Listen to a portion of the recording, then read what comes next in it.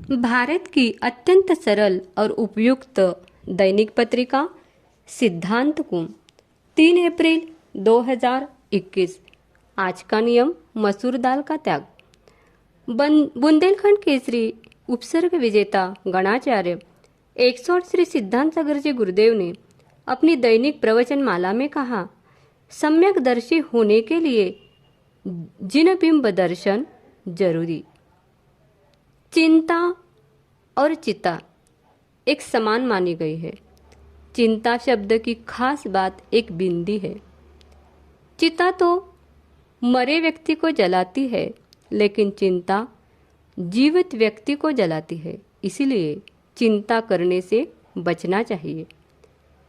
जिस स्थान पर जिनेंद्र भगवान की प्रतिमा की स्थापना की जाती है उसे मंदिर या जिनालय कहते हैं।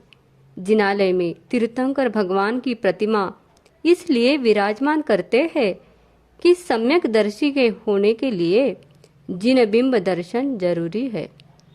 जिनेंद्र भगवान के दर्शन करने से मन पवित्र होता है, पापों का नाश होता है और मोक्ष की प्राप्ति होती है।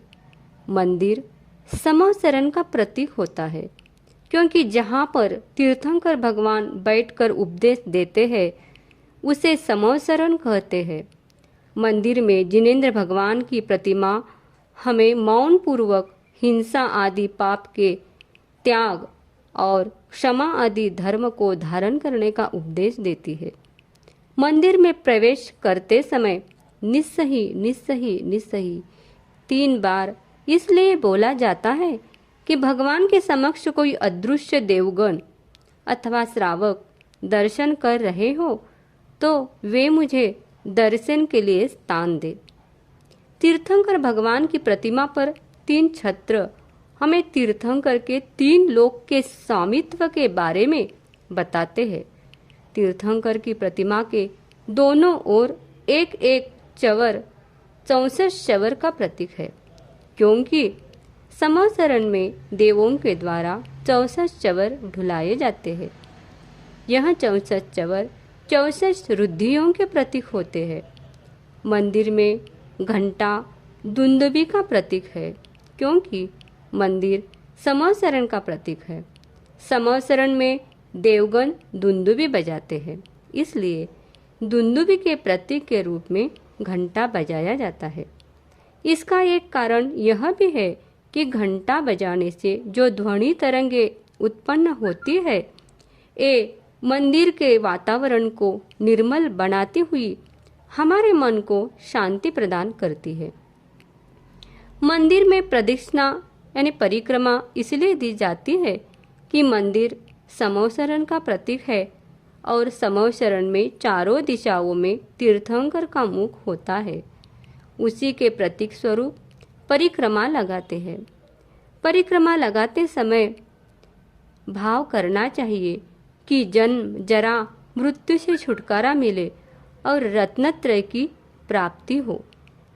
भगवान के दर्शन करने से सम्यक्त्व की प्राप्ति होती है। सम्यक्त्व दृढ़ होता है। मन के अशुभ भाव नष्ट हो जाते हैं। असंख्यात कर्मों की निर्जरा होती है। अनेक उपवासों का फल मिलता है। पुण्याश्रव होता है। वीतरागता प्राप्त करने की भावना दृढ़ होती है और जिनेंद्र देव के दर्शन करने से पूरे दिन के लिए ऊर्जा मिलती है। प्रतिमा के दर्शन और जिन दर्शन के विचार और दर्शन करने से उपवास का फल मिलता है। इसका वर्णन आचार्य रविसेन जी ने पद्म पुराण के 32वें पर्व में किया है।